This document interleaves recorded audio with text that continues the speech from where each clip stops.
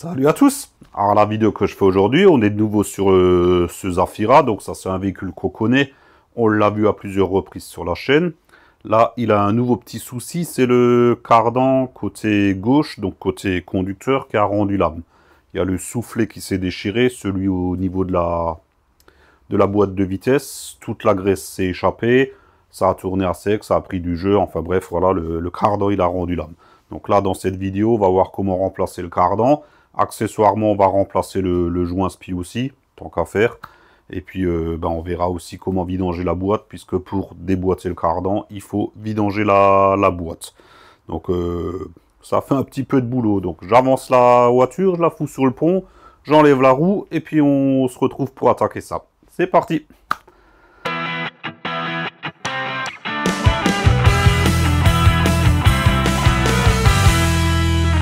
Là, j'ai levé la voiture, j'ai enlevé la roue. Donc là, on peut déjà constater que tout est rempli de graisse. Le cardan, lui, il a un jeu comme c'est pas permis. Il y a le trou du soufflet, je l'avais vu. Ouais, voilà, il est juste là, le trou dans le soufflet. Voilà. J'ai déjà localisé la vis de remplissage. Alors là, je sais même pas comment que je vais faire. Elle est tout au fond. Par rapport à l'entrée du cardan, en fait, elle est à droite. C'est à vue d'œil, c'est un. Je peux même pas vous la filmer. Ça, c'est juste impossible. Peut-être après par en dessous. À vue d'œil, là, c'est un BTR. Je dois pouvoir passer un embout de BTR et peut-être par en dessous, je sais pas. Faut que je regarde. En parlant d'en dessous, ben, c'est entièrement caréné. Donc je peux pas vidanger la boîte, je peux rien faire. Donc là déjà hors caméra, je vais m'amuser à virer ce gros cache là, qui tient avec multiples vis et clips. Donc je fais ça hors caméra et je vous reprends juste derrière. C'est bon, j'ai retiré le cache. Donc là on a un accès au bouchon de vidange. Il est juste ici. Donc par rapport au cardan, c'est juste en dessous. Là. Et le bouchon de remplissage, j'ai déjà mis mon embout dessus, c'est pas évident, avec les clés, parce que je pense que ça doit être pas mal serré. C'est très important, surtout faites pas la connerie, c'est très important d'ouvrir le bouchon de remplissage avant d'ouvrir le bouchon de vidange. Si vous ouvrez le bouchon de vidange, l'huile va sortir, et si derrière vous n'arrivez pas à ouvrir le bouchon de remplissage, parce que vous foirez l'empreinte, parce que c'est ça, c'est du BTR, donc ça se foire quand même assez facilement. Vous serez là comme un con, avec plus d'huile de la boîte et plus moyen d'en remettre. L'empreinte de remplissage est vraiment inaccessible. Hein. Comme dit, j'ai essayé de vous la montrer par là-haut. Il n'y a pas moyen, elle est derrière le cardan, derrière le berceau moteur. Il y a le berceau, il y a ici une patte qui remonte du berceau, la vis elle est juste derrière.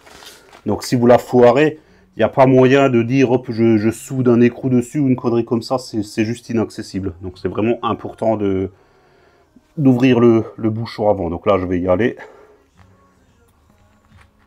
Et ouais, comme je pensais, il est bien serré quoi. Ça a sans doute jamais été ouvert. Oh putain! En fait, j'ai mis dessus une clé à œil à cliquer. Mais je vais la retirer parce que là, du coup, j'ai peur de foirer le cliquet. Je vais chercher une clé à œil normale. C'est pareil quand l'embout, hop, l'embout je l'ai mis. Je me suis assuré avec un levier de l'enfoncer vraiment au fond, histoire qu'il prenne bien comme il faut.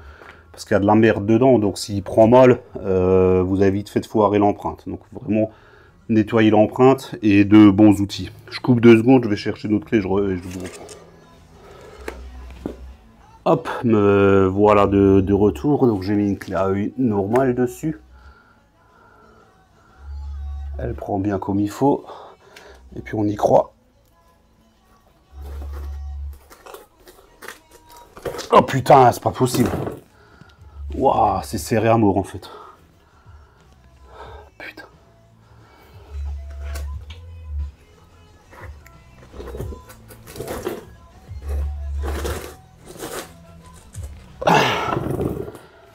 Voilà, quand je vous disais qu'il faut ouvrir le bouchon de remplissage en premier, j'ai la caméra dans une main là. Écoutez, je coupe 2 secondes. Je vais essayer déjà de débloquer. Et il me faut les 2 mains. Il faut que je puisse tenir mes outils. J'ai pas envie de foirer l'empreinte. Donc je vais essayer de la débloquer hors caméra. Je vous reprends le derrière. Me voilà de retour. J'ai réussi à débloquer la vis. Donc avec l'embout donc que j'avais mis dedans. Une clé à œil sur l'embout. Parce que l'embout c'est une empreinte de 10. Et une clé histoire de me faire une rallonge. J'ai dû pousser comme un bœuf. Ça a fait un gros clac. Et elle s'est desserrée d'un coup. Et là, le bouchon, il tourne très librement. Donc, pas de souci. Je l'enlève, là, je suis en train de l'enlever. Voilà. Hop, le voilà. Impeccable. Ça goûte un tout petit peu en dessous. Bon, c'est normal, hein. Bon, c'est déjà une bonne chose, puisque ça veut dire que la boîte n'a pas de fuite. Parce que je vois que le moteur, il est bien gras, mais ça vient de devant. Donc, mais c'est au niveau de la boîte, ça coule comme ça, c'est qu'il n'y a pas de fuite. Puisque le niveau, c'est à ras de ce bouchon. Donc là, j'ai le bouchon de vidange qui est juste là. Ben pareil, je vais le débloquer. Je vais pas l'enlever, je vais juste le débloquer. Et je l'enlèverai une fois que j'aurai démonté tout l'ensemble du moyeu pour être sûr que je puisse amener à bien cette opération. Encore que, ouais, si au pire, bah si, je peux l'enlever. Bon, attendez, je mets tout en place et au pire, on le fait ensemble. C'est parti. Où c'est qu'il est? Juste là. Donc ici, il rentre bien librement jusqu'au fond. Je mets ma petite clé, ma petite rallonge. Voilà, donc c'est ce montage-là que j'avais fait pour en haut. Mais j'ai vraiment dû pousser très fort. Hein. Ah bah tiens, un peu comme ici. Donc là, il faut bien s'assurer que l'embout est bien enfoncé à fond. Hein. Sinon, c'est un coup à tout péter. Putain! C'est presque pas possible. Après, c'est une voiture que je connais. Je suis quasiment persuadé que ça n'a jamais été ouvert. Enfin, du moins, moi, j'avais jamais ouvert. Oh putain! C'est quand même un truc de fou, quoi.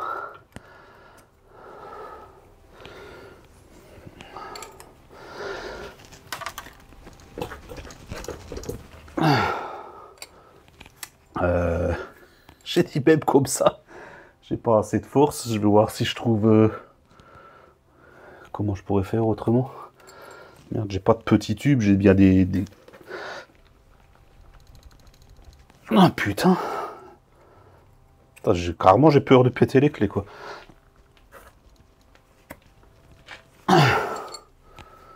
Bon. C'est quand même dingue, ça. Bon, au pire, c'est pas trop grave, parce que si vraiment on n'arrive pas à l'ouvrir, ou si je la foire, le remplissage est ouvert, si je tire le cardan, il y a un peu d'huile qui va couler, je pourrais remettre le cardan, et je pourrais refaire la pointe d'huile. Il n'y aura pas l'intégralité de l'huile neuve, mais c'est mieux que rien. Mais bon, j'aimerais quand même pouvoir l'ouvrir. Moi, je coupe 2 secondes, je vais voir si je trouve une retour. Donc, ma clé à œil normale, j'ai mis une douille longue où je peux rentrer la clé à œil avec pas mal de rallonge. Donc là, ça passe ou ça casse.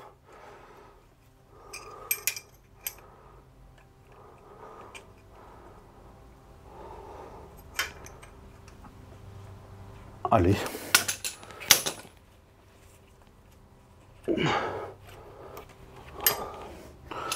Hop. Ah merde, j'ai pas assez de... Ah putain. Je pensais que ça irait. Ah, peut-être dans ce sens-là.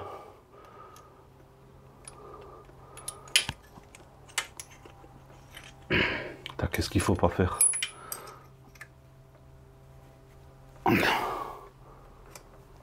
Voilà.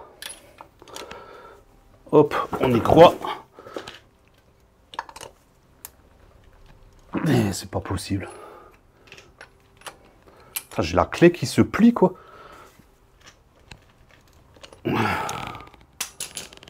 C'est dingue. En fait, j'ai vrillé ma clé. C'est une Facom, hein. Bon, je vais essayer de la revriller dans l'autre sens. Ouais, je pense que ça va rester comme ça, hein.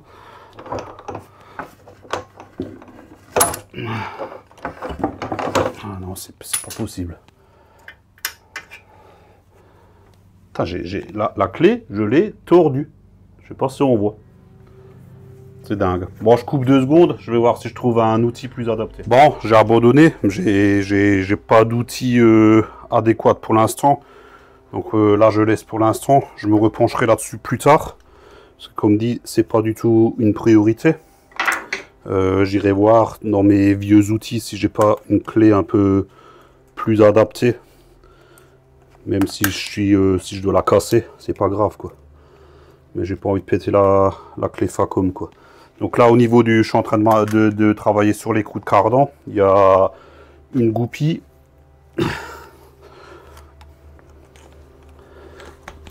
Qu'il faut retirer. Et qui ne vient pas. Je vais chercher un petit marteau.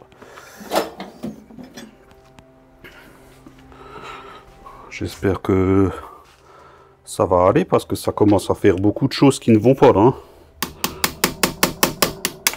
Voilà, donc là j'ai ma petite goupille.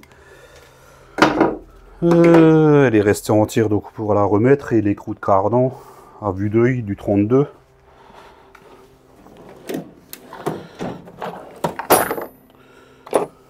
À vue d'œil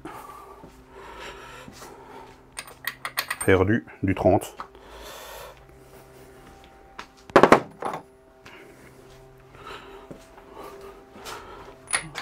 Hop. Par contre, ouais, ma douille, je vais chercher une autre douille. Celle-ci n'est pas assez longue. Retour, donc j'ai une douille de 30, en plus en 6 pans, c'est beaucoup mieux de mon coffret poids lourd. Sauf que c'est du 1 pouce, donc il faut un adaptateur. En espérant que ça s'ouvre à la clé à choc. On va bien voir. Ah, facile. Facile. Et il y a une rondelle.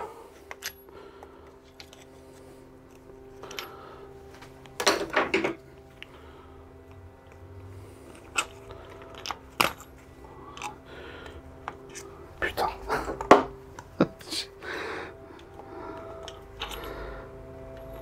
Voilà. Parfait. Est-ce que le cardan bouge librement? Nickel, il est rentré tout de suite. Donc ce que je vais faire là, je vais défaire les... Est-ce que je défais le moyeu par en haut ou par en bas? Parce que du coup, si je défais par en haut, j'ai tous les capteurs qui vont tirer. Mais par en bas, ouais, je vais défaire par en haut. Je vais défaire les... Oups, merde, on voit même rien. Les 2 vis qui tiennent la jambe de fourche, ça permettra de basculer le moyeu en avant. Bon, au préalable, il faudra défaire un petit peu. Bah tiens, je vais le faire tout de suite. Au moins le câble ABS et la durite là, visiblement il y a assez de mou dessus, ça devrait le faire. Ça c'est quoi? Ah non, ça c'est le capteur de frein et ça c'est le capteur ABS. Comment est-ce qu'il est fixé celui-là?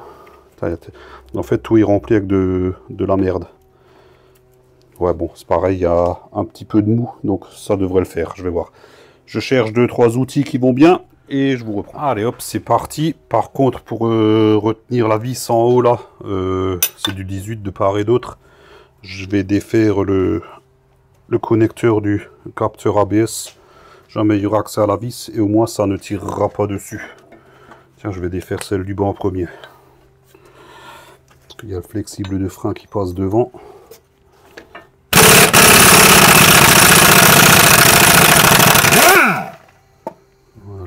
ça s'enlève très bien.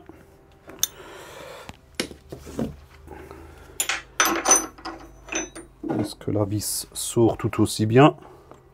Ah bah elle sort toute seule, j'ai même pas besoin de marteau. Merde, par contre, flexible de frein, il m'emmerde un petit peu ici.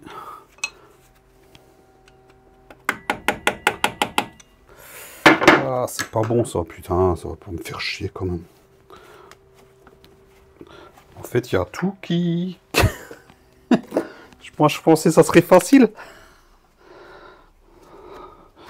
Bon, comment ça marche?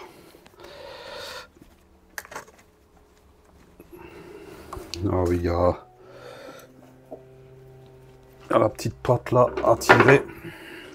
Ça devrait libérer le flexible.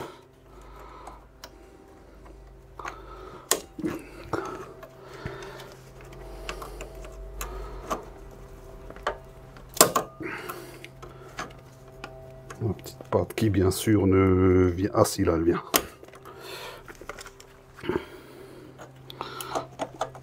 Oups. Ah, c'est une petite griffe comme ça. Hop, donc qui vient à l'arrière du flexible. Et là, je dois pouvoir retirer. Je dois pouvoir, bien sûr, il vient pas.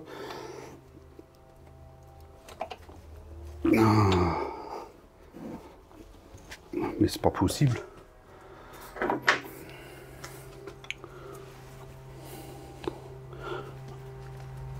Oh là là là là. Mais il y a tout qui va faire chier là quoi. Bon attendez. Ah bah j'ai pas besoin. Oh putain, je suis con. Je suis con. On le remet. Voilà, puisque cette patte en fait elle tient avec une patte qui tient avec les deux vis. Tout simplement. Donc si je défais celle du haut, je pourrais tout retirer d'un coup.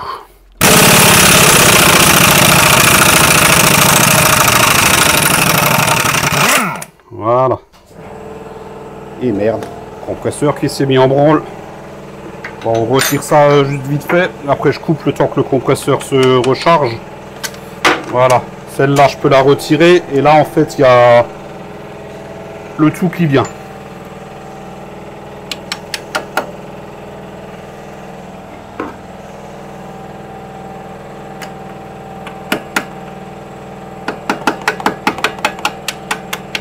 Voilà. Hop. Et là, je peux basculer. Vas-y, voilà, je peux basculer mon moyeu et repousser mon cardan.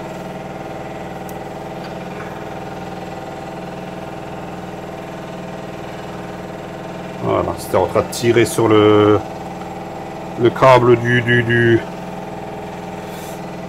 capteur de frein. Et là, c'est bon. Voilà. Hop. Donc là, mon cardan est libéré. Donc j'attends juste que le compresseur s'arrête et je vois. Mon compresseur s'est arrêté. Donc ça, c'est un cardan un peu comme chez le groupe PSA, donc qui est enfoncé et qui se maintient avec un jonc. Logiquement, si on tire dessus, un coup sec. Est-ce que je peux vous décoller? Comme ça.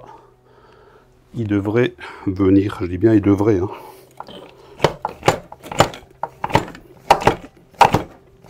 Voilà, hop, là il est venu. Et bien sûr j'ai l'huile de boîte qui s'écoule. Ce qui est logique, hein, puisque j'ai pas réussi à vidanger.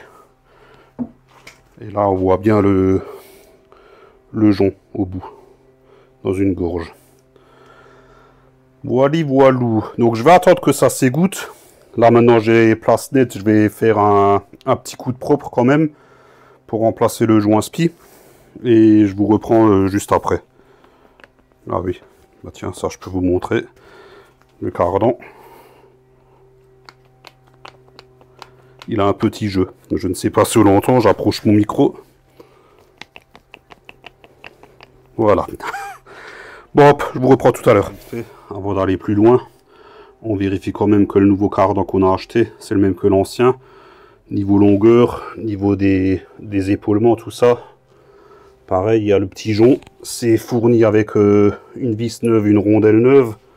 Et les cannelures, tout, c'est exactement pareil. Donc, il s'adaptera très bien. Donc, je vais faire un coup de propre.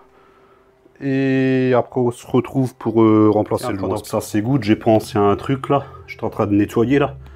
Et ça arrêtait pas de s'égoutter. Je dis, merde, ça serait quand même bien que je puisse vider l'huile. Et du coup, en haut, c'est impossible. Mais en bas, j'ai réussi à mettre une clé coudée. Donc, c'est pareil. Hein, c'est une clé en Facom. Hein, donc, bon, on va essayer. Hein.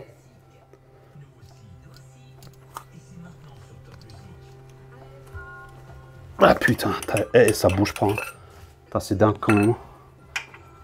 La clé, elle est bien enfoncée à fond. Et à mon avis, à part foirer l'empreinte, je vais pas réussir à faire grand chose. Hein.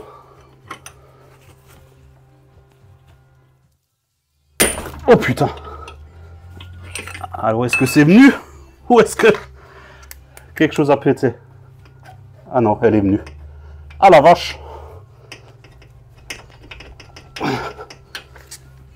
Et vous avez entendu le bruit que ça fait? Putain, maintenant j'ai ma clé coincée dedans. Merde! Faut que j'écarte un petit peu la boîte. Allez, sors! Et merde.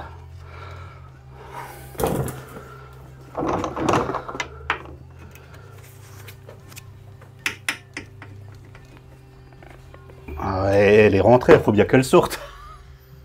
C'est pas vrai. Ah ouais, elle est... Oh, putain, maintenant elle s'est foutue contre le berceau. Ah, fait chier. Ah, je sais, avec le vérin de fosse, si je lève un petit peu la boîte, quitte à tirer un petit... Oh, non, ça va pas le faire. En fait, il faudrait que je l'écarte.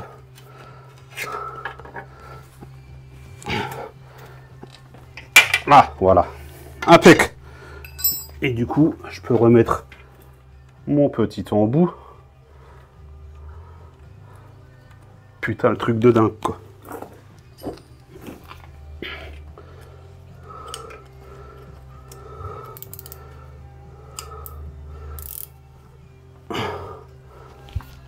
Voilà. Ah la vache. Bon bah ça va. On peut vidanger la boîte.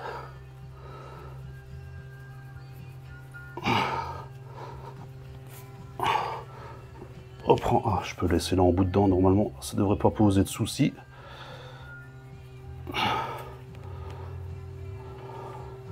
Ou bien. T'as pas de blague, hein? Ah non, c'est bon. Hop là! Nickel! Ah bah je suis content. Je suis content! Et la vis du bas, elle est équipée d'un aimant. Donc qui ramasse la limaille de fer. Il n'y en a pas des masses. Allez hop, je laisse égoutter ça, je continue mon nettoyage. Et je vous... Enfin mon nettoyage. Je nettoie rien, hein, je fais juste un petit peu de propre autour du joint spi pour remettre le neuf. Hein. Donc, je vous reprends juste après. C'est relativement propre. Je vais pas m'amuser à nettoyer toute la bagnole. Donc là, on peut retirer le vieux joint spi. Hein. Donc, moi, je prends un levier. Hein. Il existe des petits kits exprès pour ça. Je n'en ai pas. Voilà. Hop. De toute façon, quand on le retire, on le déglingue. Donc là, il est retiré. Donc là, on va remettre le neuf tout de suite. Pour ça, on nettoie la portée bien comme il faut. Encore que techniquement, il n'y a aucune saleté, hein, puisque c'était serti dedans. Je vais chercher le joint neuf. Il me faut aussi de quoi le rentrer. Donc là, encore pareil, il existe des kits exprès pour ça. Moi, je n'ai rien de la sorte, là. Donc, ce qui marche bien, c'est les douilles. Mais là, il en faut une grande. Je suis en train de jacter, puisqu'en même temps, je suis en train de chercher la douille adéquate. Je viens d'essayer une douille de 36. Ça ne va pas, hein.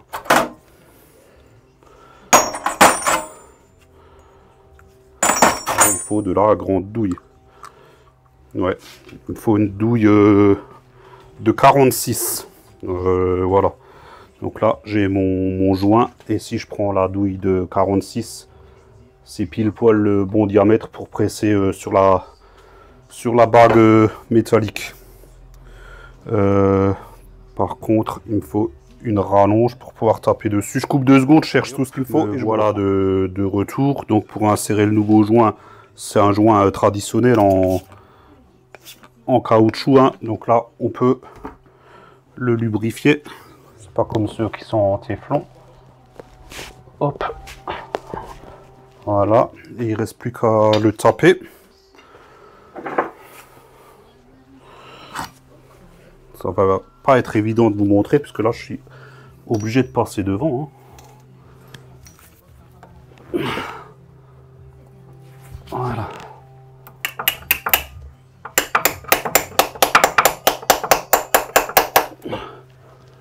Ouais, il rentre très bien, hein.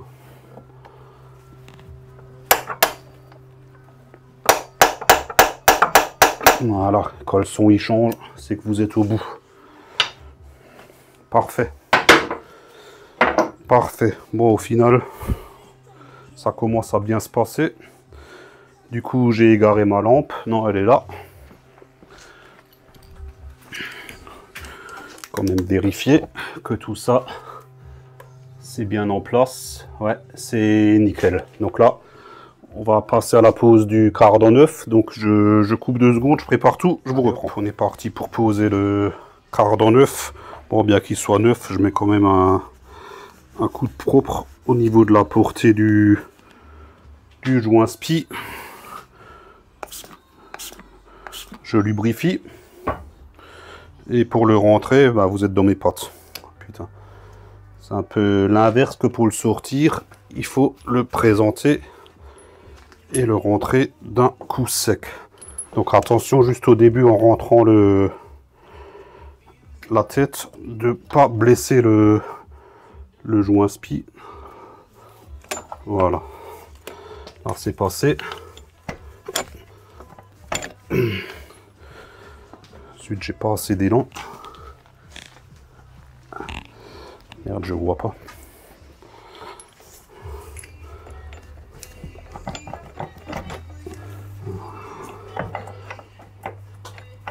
Voilà, là, je pense qu'il y allait. Je vais passer en dessous pour vérifier. Putain, je suis toujours en train de courir après mes outils. Ma lampe. Ah. C'est dingue, ça.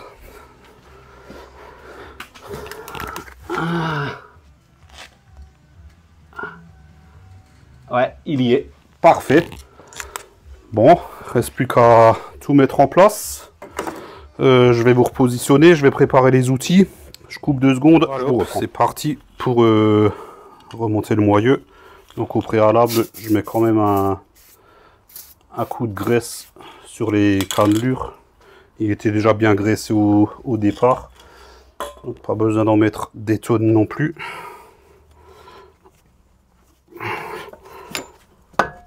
Voilà. On le remboîte.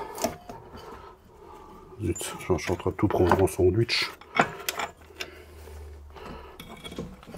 Faut que la tête elle passe. Et là, elle est passée. Est-ce qu'on le voit? Non, j'ai ma main devant. Donc c'est passé. Donc pour éviter que ça ressorte, je mets tout de suite la rondelle et l'écrou neuf.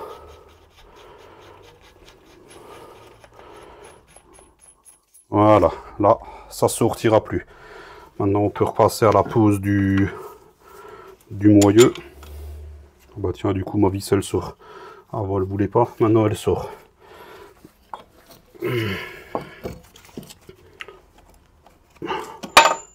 Et merde.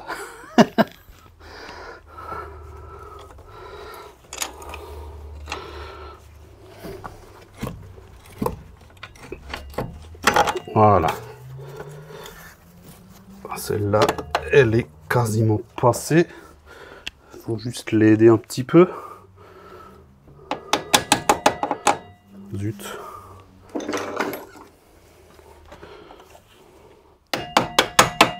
Voilà, nickel, elle est passée. La deuxième, donc forcément plus facile. Voilà, les deux écrous qui vont bien. Du coup là, ça va nettement plus vite. On resserre.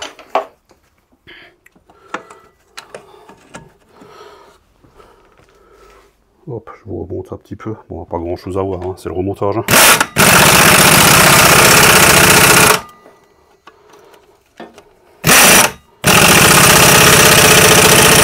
Voilà, nickel. Ça c'est bon. Je peux redéfaire enlever ma clé. Donc du coup là, je peux remettre mon capteur pour les freins. Je peux rebrancher le capteur ABS s'il veut bien rentrer. Voilà, nickel. On peut resserrer l'écrou du cardan. Donc ça, c'était serré relativement fort, on avait dit. J'ai aucun couple, hein. Je vous le dis tout de suite. Je ne sais pas. Je serre fort. C'est une tête de cardan. Ah oui, c'est bon. Faut juste faire attention qu'on retombe bien en face du trou pour remettre la goupille. Voilà, là, c'est pas mal. Ça sert à rien d'en mettre plus. De toute façon, ça peut pas se desserrer. Et ma goupille, je l'ai perdue. Ah putain, c'est pas vrai. Bon, bah je coupe 2 secondes, je vais chercher ma goupille. Je vous reprends. Voilà, de retour, j'ai retrouvé ma goupille. Bah attendez, on s'en fout dans quel sens on le rentre puisque ça tourne. Je m'apprêtais à le rentrer par le bas.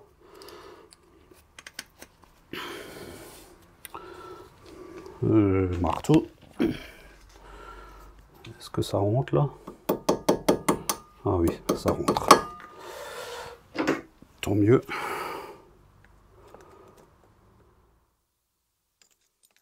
Allez, rentre là-dedans, toi. Voilà.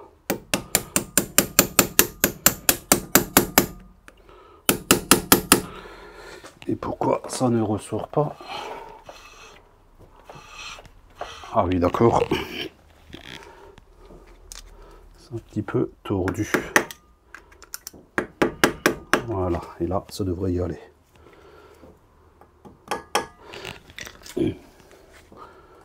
C'est pas évident quand on utilise une goupille de réemploi.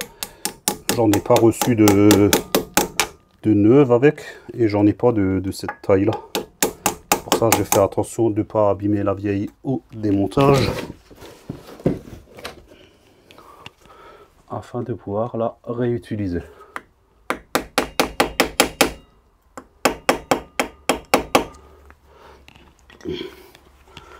Hop, tu vas rentrer. Ah voilà, impeccable. Donc du coup maintenant il faut la tourner. Zut.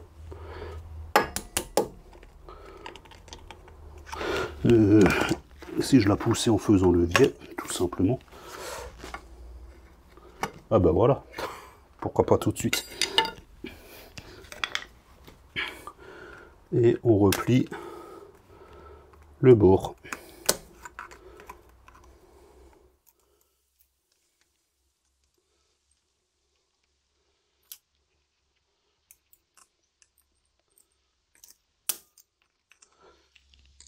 Je vais y aller au marteau.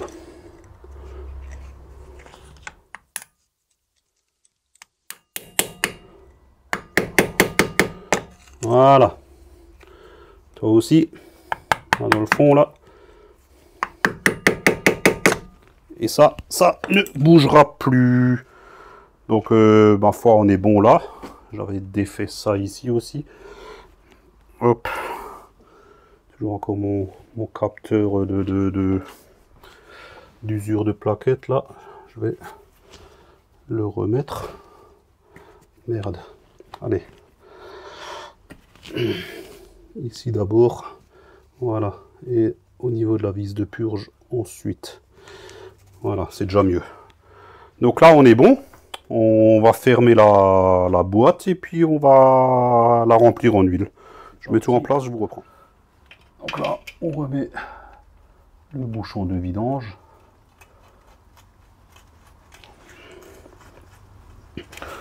Qu'on va tâcher de serrer raisonnablement. Hein. On pense au prochain qui devra l'ouvrir. Parce que si cette voiture, elle survit, le prochain, c'est moi.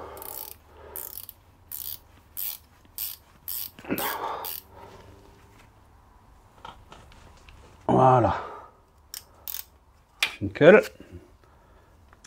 On retire l'embout et du coup, on peut passer au remplissage. Et ça se fait par la vis ange. Bon, je vous le dis tout de suite, ça prend un petit peu de temps, je vais pas le filmer, juste je vous montre. L'huile, il faut de la 75-80. Visiblement, ça serait 2 litres. Donc j'ai acheté 2 litres. Moi, j'utilise une seringue. Vous pouvez utiliser une pompe, vous pouvez utiliser un simple tuyau que vous remontez en haut avec un entonnoir. Bon, ça prendra plus de temps puisque l'huile de boîte est assez épaisse. Donc moi, je vais m'amuser à remplir ça tranquillement puisque va falloir que je remplisse 4 fois ma seringue. Je vais pas filmer ça, ça va être trop long. Et le niveau se fait dès que ça coule. Donc c'est par débordement. Voiture à plat. Donc moi, elle est sur le pont, elle est à plat.